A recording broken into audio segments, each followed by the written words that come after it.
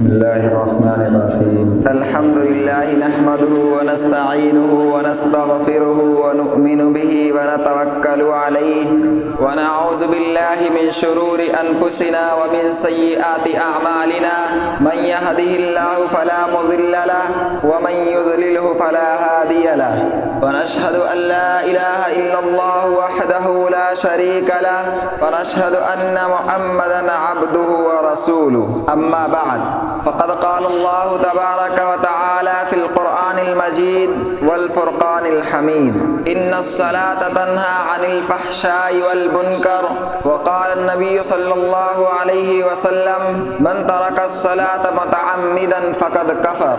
محترم سامعین اور گلشن سخی پور کے نوشگفتہ پھولوں، ابھی میں نے آپ حضرات کے سامنے ایک آیت کریمہ اور ایک احادیث مبارکہ پیش کی ہے جس سے صاف صاف نماز کی اہمیت اور اس کی افادیت ثابت ہوتی ہے۔ آج کا مسلمان نماز سے کوسوں دور ہو چکا ہے۔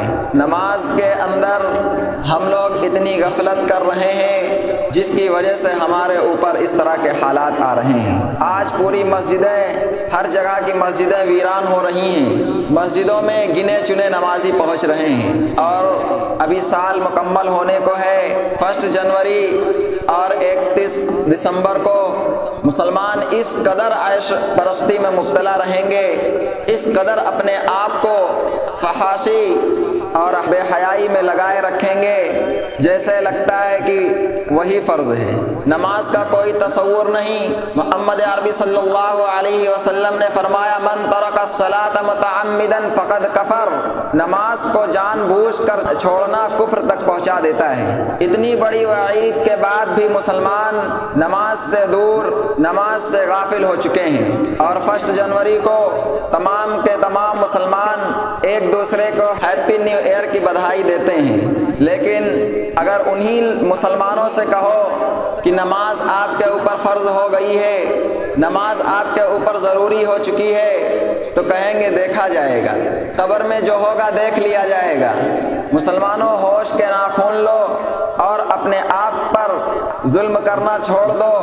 محمد عربی صلی اللہ علیہ وسلم کے پاک ارشاد پر اور اللہ تعالیٰ کے فرمان کو اپنے پیروں تلے کچلنا چھوڑ دو۔ مسجدوں کو آباد کرو، مکاتب کو آباد کرو، مدرسوں کو آباد کرو۔ ہم لوگ اللہ سے نہیں مانگتے، ہم لوگ غیروں سے مانگتے ہیں۔ اللہ کے سامنے مانگ کر دیکھیے، اللہ تعالیٰ وہ ہے ہر چیز عطا کرنے پر قادر ہے، لیکن آج اسی سے ہم لوگ دور ہیں۔ کانپور کا شاید واقعہ ہے، انگریزوں کے زمانے سے پہلے، انگریزوں کا زمانہ تھا، ایک مسجد کے پاس ایک شراب کی دکان کھلی جس سے نمازیوں کو بہت تکلیف ہوتی تھی مسجد آنے میں۔ تو اب مشورہ طے ہوا کہ اس دکان کے لیے بد دعا کی جائے۔ بد دعا شروع ہوئی مسجدوں میں تاکہ یہ ہلاک ہو جائے اور اس کا سارا مال جل جائے۔ ایک دن خدا کا کرنا ایسا ہوا، کسی شارٹ سرکٹ کی وجہ سے اس میں آگ لگ گئی۔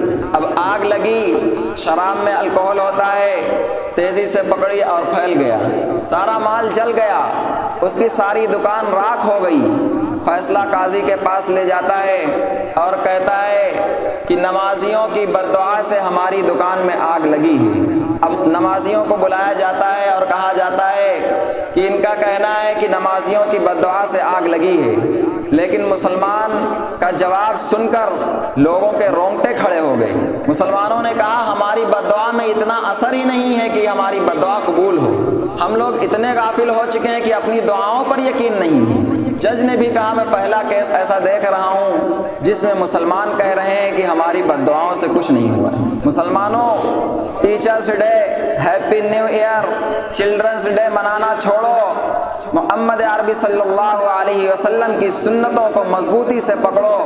وَاعْتَصِمُوا بِحَبْلِ اللَّهِ جَمِيعًا، اللہ تعالیٰ قرآن میں فرما رہا ہے کہ اللہ کی رسی کو مضبوطی سے تھامے رکھو، اللہ سے مانگو، اللہ کے سامنے اپنی مشکلیں پیش کرو، اللہ تعالیٰ سے اپنے مسائل کا حل لو۔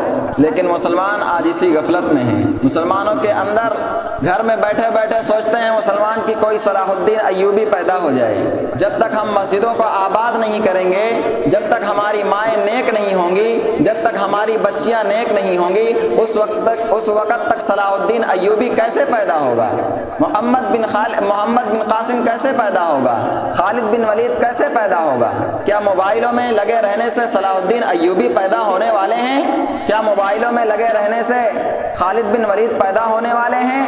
ہمارے گھر کی عورتیں حاملہ ہیں، بیٹھ کے ٹی وی اور سیریل دیکھتی ہیں۔ اس حالت میں ان کو نماز اور درود کی کثرت کرنا چاہیے، قرآن کی تلاوت کرنا چاہیے۔ اے مسلمانوں، نہ سمجھو گے تو مٹ جاؤ گے۔ اے ہندی مسلمانوں، تمہاری داستان تک بھی نہ ہوگی داستانوں میں۔ ہم نے قرآن کو چھوڑ دیا، ہم نے اللہ تعالیٰ کی تعلیمات کو چھوڑ دیا، ہم نے محمد رسول اللہ صلی اللہ علیہ وسلم کی سنتوں کو چھوڑ دیا، تو ہم نے اپنایا کیا ہے؟ غیروں کا طریقہ، یہودیوں کا طریقہ، عیسائیوں کا طریقہ۔ کیا ہم اسی لیے پیدا ہوئے؟ غیروں کو دیکھا ہے مسلمانوں کا طریقہ اپناتے ہوئے؟ دعویٰ محمد رسول اللہ صلی اللہ علیہ وسلم کی محبت کا کرتے ہیں، عمل عیسائیوں والا کرتے ہیں۔ کہتے ہیں ہم اللہ سے ہر مشکلیں پیش کرتے ہیں، ان کے سامنے ہر مشکلیں پیش کرتے ہیں اور وہ حل ہمارے لیے اکٹھا کرتا ہے، ہمارے لیے حل پیش کرتا ہے۔ لیکن اس کے بجائے مسلمان تو چادروں کو چڑھانے میں لگے ہیں، مسلمان تو غیروں کو سجدہ کرنے میں لگے ہیں۔ اپنے آپ کو سدھارو اور محمد رسول اللہ صلی اللہ علیہ وسلم کی سنتوں کو اپناؤ۔ اللہ تعالیٰ ان چند باتوں پر ہمیں اور آپ سب کو سنتوں کا پابند، نماز کا پابند اور صحابہ کرام رضوان اللہ علیہم اجمعین کے طریقے پر چلائے۔ آمین یا رب العالمین، وما علینا الا البلاغ المبین۔